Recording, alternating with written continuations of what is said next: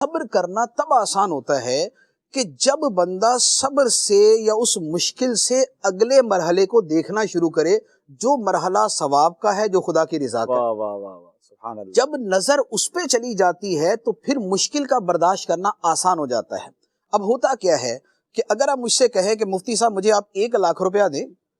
6 مہینے بعد میں آپ کو 1 کروڑ روپے کا بنگلہ دوں گا،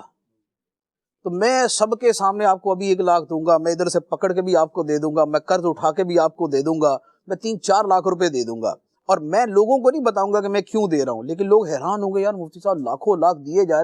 رہے، ان کو میرا لاکھ نظر آ رہا ہے اور مجھے آگے کروڑ والا بنگلہ نظر آ رہا ہے،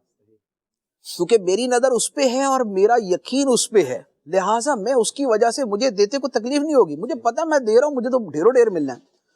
ہوتا یہ ہے کہ تکلیف آتی ہے تو جو آخرت پہ نظر رکھنے والے ہیں، جو خدا کی رضا پہ نظر رکھنے والے ہیں، جو اولیاء کرام ہیں، ان کی نظر اس سے آگے جو خدا کی رضا کی صورت میں اور جو ثواب کی صورت میں اور جو جنت کے محلات کی صورت میں ان کو عظیم چیزیں نظر آ رہی ہوتی ہیں، ان کو وہ دیتے ہوئے کچھ بھی تکلیف نہیں ہوتی، وہ کہتے ہیں یار یہ دے رہے لیکن آگے تو دیکھو کیا ملے گا۔ وہ جو حضرت فتح موصلی رحمت اللہ علیہ کی اہلیہ کا واقعہ ہے کہ ان کے وہ پاؤں کو ٹھوکر لگی تو ناخن ٹوٹ گیا، ناخن ٹوٹا تو ہنس پڑی، تو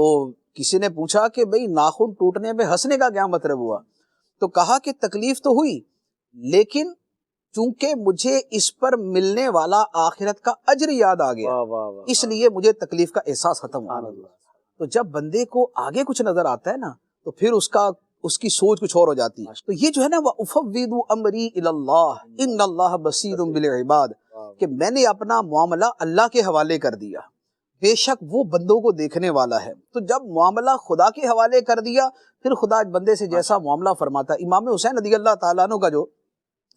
وہاں کربلا کے اندر آپ کی شہادت ہے، اب کہاں امام حسین رضی اللہ تعالیٰ عنہ جیسی ہستی،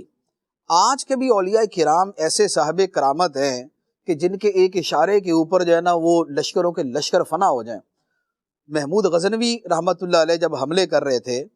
تو کوئی فتح نہیں ہو رہی تھی، تو کسی ولی سے ان کا رابطہ ہوا تو انہوں نے کوئی ان کو چیز تحفے میں دی کہ بھئی جب مشکل آئے تو اس کو سامنے رکھ کے دعا کر لینا،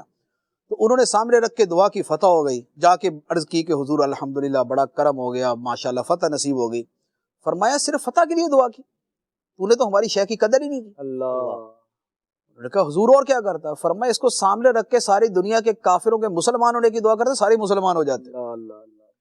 تو جن کو اتنا کچھ عطا کیا جاتا ہے اس کے باوجود اپنے معاملے کے اندر وہ اپنا معاملہ خدا کے حوالے کرتے ہیں۔ راضی رہنا چاہیے، صبر کرنا چاہیے۔